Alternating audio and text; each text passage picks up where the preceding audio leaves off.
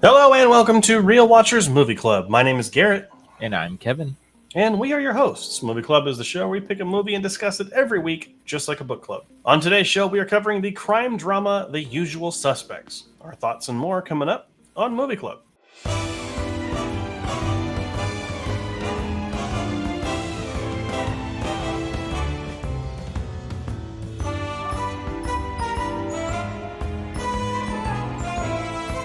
Released in 1995, The Usual Suspects was directed by Bryan Singer and stars Stephen Baldwin, Gabriel Byrne, and Benicio del Toro. The sole survivor of a peer shootout tells the story of how a notorious criminal influenced the events that began with 5 criminals meeting in a seemingly random police lineup. It's ranked 46 on IMDb's Top 250 and currently has a 4.1 out of 5 on Letterboxd. It won 2 Oscars for Best Original Screenplay and Best Supporting Actor for Kevin Spacey. Before we dive into our thoughts, though, we are going to be spoiling this movie, and there is a major twist ending for this movie that we are going to be spoiling. So if you've never seen it, maybe go watch it.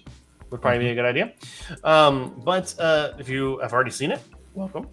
Stay tuned to the end of the show where we'll find out what movie we're covering next week, because to say it's iconic is selling it short. Alrighty, Kevin, so The Usual Suspects was your pick this week. And tell us a little bit about why you picked it. You know why I picked it? The title. I knew nothing about it, so that's it. We're looking for good stories, and I have a bad one, so let's go. And also, to be fair, there was a movie that we were supposed to watch this week that was not available. To rent or purchase or anything anywhere. So, unfortunately, we could not get that movie in time. But we went ahead and did this one instead. So I, of course, have heard of this movie. I've seen the iconic picture of the lineup many times throughout film school, film classes, whatever. And it was a movie that I always heard a lot about. And it came out around the same time as Seven and like Reservoir Dogs and all these other kind of crime movies. And so I was like, it always just kind of fell to the back burner for me and just never really gave it any much attention. But now here we are. And here we are indeed. So, Kevin, why don't you go ahead and give us some general thoughts before we jump into some more nuanced discussion? Yeah, the thoughts are the action in this movie I think is fantastic, but I also like the dynamic between all of the actors in this movie. They all have their own little twist and their characters bring out a little bit something different in them, so it makes them widely apart from each other, which I really enjoy. I like having all of these different we have one with a Cuban accent. I think it's Cuban, right? Somewhere Latin America, South America, accent, and then you have like the Boston, and then you have like the little nerdy geek and stuff like that. So I like when you put like a whole mosh posh of people in like that, and you can tell them apart very easily, which I really enjoyed. The twist in this movie that we'll talk about is real. I thought it was fantastic because I guess I didn't see it coming. But that's pretty much it. First thoughts. Sure. This is probably the first movie that we've watched. We're nearing 100 episodes of Movie Club. I think this is the first movie I haven't liked, which is really interesting because I was expecting to at least enjoy this movie more than and then I just didn't. I gotta be honest. I will say that there are good elements of this movie. I think the twist at the end, when it happens, is good. I think that the performance related to that twist is also very good. And that's really about it. But let's go ahead and dive into this a little bit deeper, though. So I want to get this kind of off my chest. I need to get this off my chest. So I watched this movie yesterday. Okay. I fell asleep halfway through. Which obviously we had just gotten back. We had a long day. Not earlier in the day, but I have not fallen asleep during a movie in like over 20 years. I think if you had that cake shake. So if I had the cake shake, I would have been knocked out to begin with. But no, like, and obviously I was physically tired, but like I always make it a point, I stay awake during a movie no matter what. And this movie just did not hold my attention for whatever reason. I just did not get invested in this movie. I'm going to break with Kevin a little bit here. I don't think any of the characters were particularly interesting. Hmm. I feel like especially with probably say the main person, Keaton, who's like the ex-corrupt cop, like they just kept piling things on for him. Yeah. Like, oh, he did this, and then he did this, and then he did this, and then he did this, and it's like, okay, you're just making him sound like more of an asshole, like Mm-hmm. instead of like actually justifying anything. And then he like at one point in the movie, he's like, oh, I'm not doing this with any killing, right? Yeah. And then he's just okay with people doing killing and doesn't say anything about it again. Mm-hmm. Mm-hmm. Like, where's the blow up scene where he's like, we shouldn't have done that? There's none of that. Yeah. It's just like they try to give him a conscience or make him like rootable for, and then he's not. Mm-hmm. I mean, granted, this is a movie about people who are unlikable. No one in this movie is supposed to be likable. They're all criminals, and then they're all, not exactly the nicest police or agents in the world. Mm-hmm. But like, you gotta there's an attempt to make him likable by like giving him like his girlfriend now and all that, and it just doesn't really work for me. I don't know. Yeah. I'm interested, like, because you had mentioned that you had liked how the characters were like visually distinct. Mm-hmm. Mm-hmm. Which I mean, sure. I think there's the one who's like the crazy guy. There's the Latin American guy who's I don't even remember what his specialty was. And then you had the demolitions guy, and then you had Kevin Spacey, who's like the smart one. Mm-hmm. I didn't like. Sure, they're all visually different, but like, did you get like attached to their characters at all?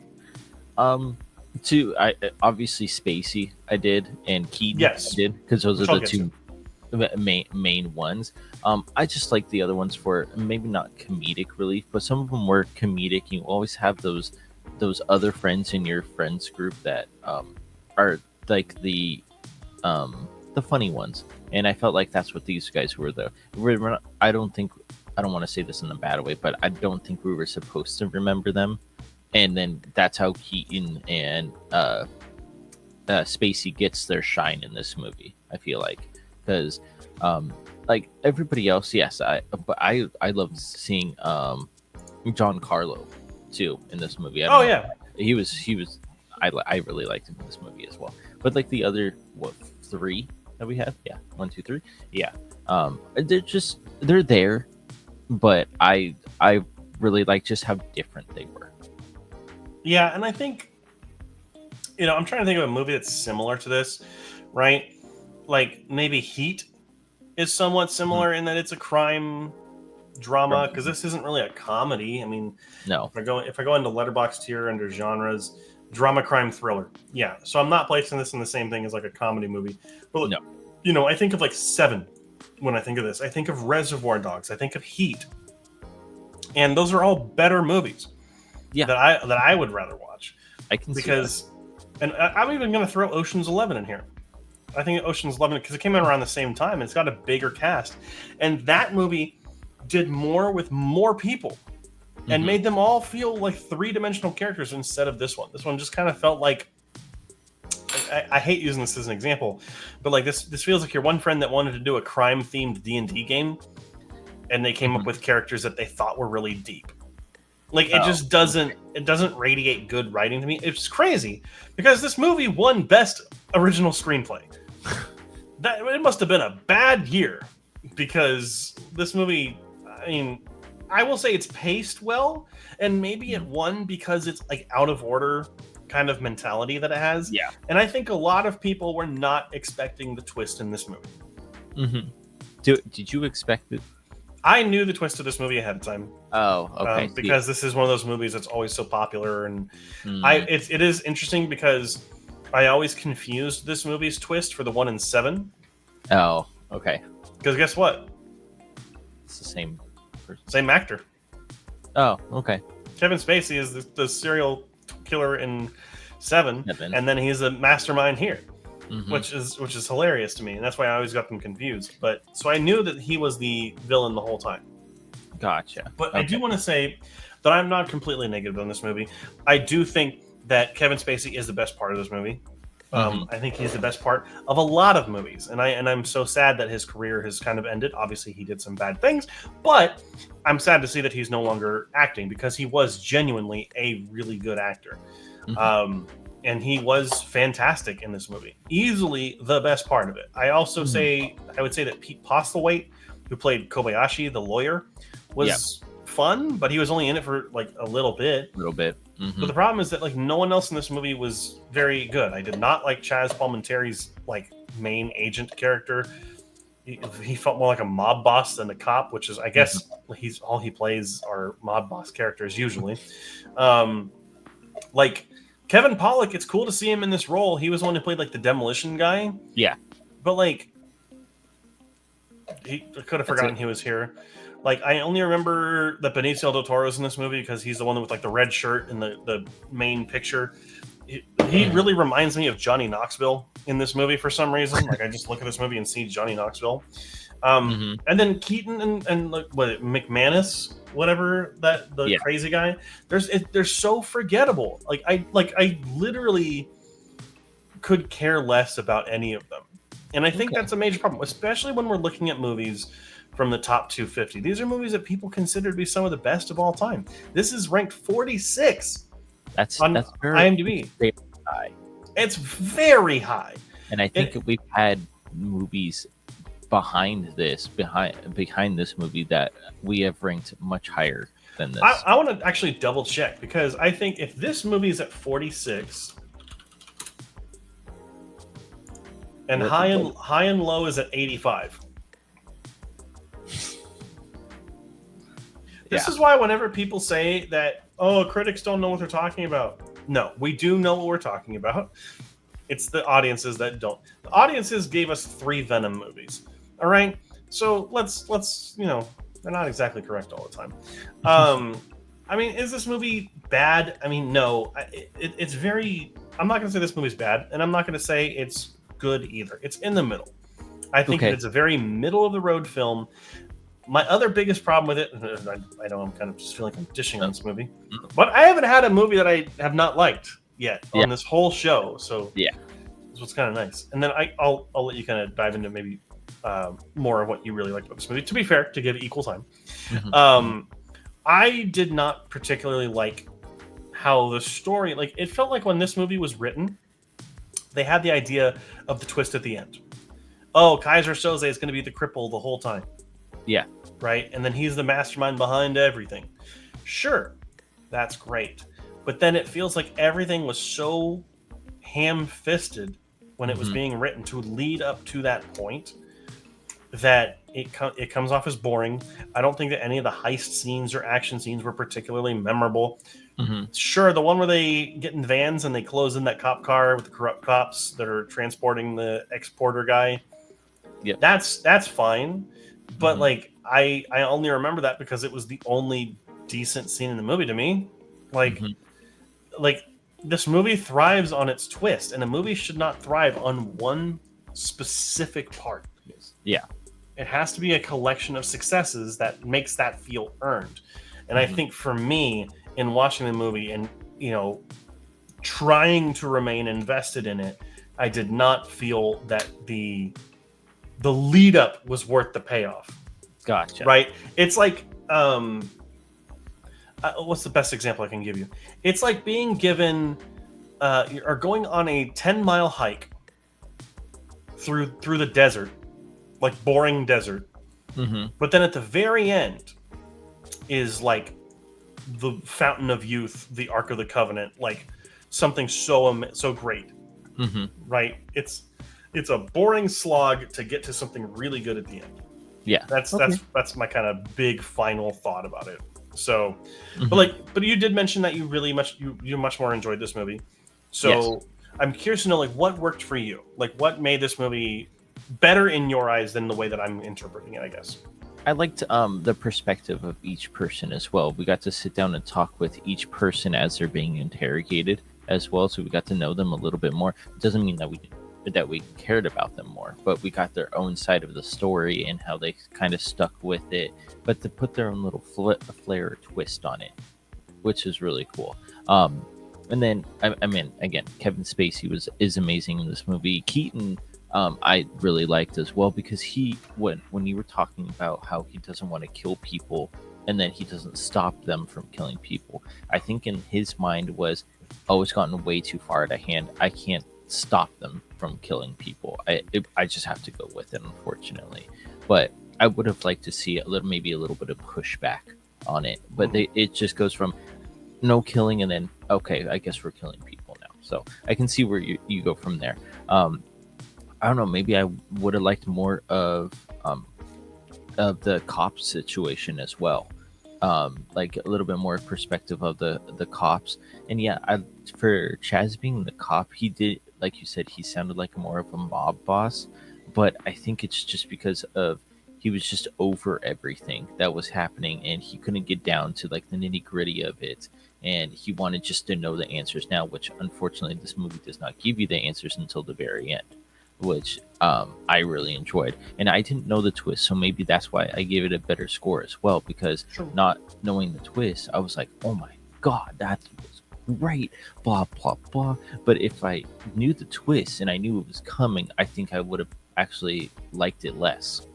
In this case, That's fair. I mean, this is obviously, there are movies that we have covered that, both of us have seen before, like when we watched Jurassic Park, Mhm. right? And we had seen that movie before. But then there's also like movies like High and Low, where both of us had never seen it before, and that review was a first impression, Mhm. right? This is interesting because this is both a first impression and a not first. I mean, it's my first impression of the film, but having known what happens, Yeah, so it's not really a first impression. Mm. I don't know if that I, makes I sense. I understand what you're doing.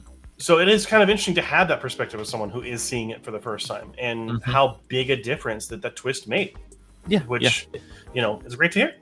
yeah. And I and I do think that, like, maybe I needed to watch this when I'm not so tired. Maybe I needed to, give this more of a chance than I went in with no expectations, as I do with every movie that we watch. mhm. But maybe I just need to go in kind of being like, okay, maybe I didn't like it the first time. Maybe there's something I'm not seeing, and then Yeah. like kind of analyze it in my head. Or if I come out with the same, who knows? Who knows? But I mean, hopefully you do. I think that's what kind of hindered your. I want to say hinder your performance, but took a toll to your score because you knew the ending and you know how it happened. So that Sure. Yeah. yeah. Okay, Kevin, this was your pick this week. What is your final score and thoughts? All right, my final score and thoughts. Thoughts first. Kevin Spacey and the actor who plays Keaton in this movie are absolutely fantastic. I did enjoy the other aspects of the group, the three other ones. They just have their comic relief and everything, but they are a little bit forgettable in this movie. Like we said, you're waiting for that twist at the end, and it's a really good twist if you don't know when it's coming, and that's what I got the pleasure of knowing. I didn't know what was happening, so I gave it an 86 out of 100, which accumulates to 4 stars out of 5. Really good. If you haven't seen this movie, and hopefully you haven't made it to this point of this video, please go watch it. All right. Yeah, for me, I came out a lot more lukewarm on this movie. I will say that the film has its trick, it has its twist, and that twist works. It is a good twist, and I think that Kevin Spacey who's a big part of that, is fantastic in this movie and is the best character and performer in the movie. However, I do think that the film just does not have any characters beyond him that really work for me. Everyone much more feels like a caricature as opposed to a full, well-rounded character. And I think we just get way too many reveals, and it just makes the story feel a little too disjointed. Because I think that they had a really good ending and just did not know how to get to that ending in a way that was truly interesting the whole time. But again, that's just my opinion. I do think that this movie I'm going to say it, I think the movie's overrated. So I gave the movie a 50 out of 100, which is the lowest score I've given a movie on this show so far, which Mhm. equates to a 2.5 stars out of 5 on Letterboxd. But of course, means the question now falls to you. What do you think of The Usual Suspects? I'm guaranteeing that most of you are probably going to be telling me how I'm wrong, which is totally fine. But remember, a film's a personal thing. But remember to be respectful of one another in the comments section, because one of you could be Kaiser Soze in the actual flesh. Next week, though, we're going to be covering the iconic Western, The Good, the Bad, and the Ugly, which I am super excited to go over. Make sure to watch it before next week, though, so you're not spoiled. And that's it. Thank you so much for watching. Of course, we do have our weekly live stream every Wednesday at 7 p.m. Pacific Standard Time, as well as this show, which goes live every Friday at 4 a.m. Pacific Standard Time. Thank you again so much for watching, and until next time, make sure to keep those eyes on the screen.